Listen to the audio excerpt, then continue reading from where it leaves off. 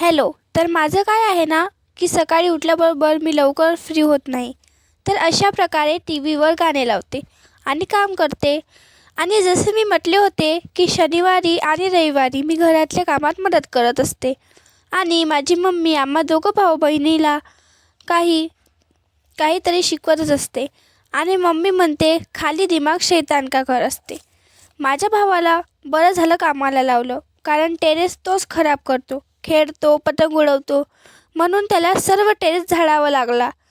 पण हा तर मजेत काम करत आहे. Oh no.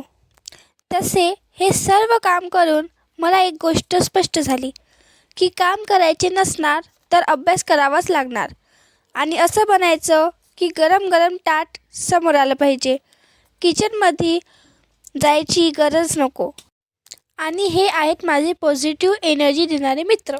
तर मग काम करून दमलो आम्ही बहीण भाऊ. शेवटी नाश्ता केला आणि माझा ब्लॉग संपवला.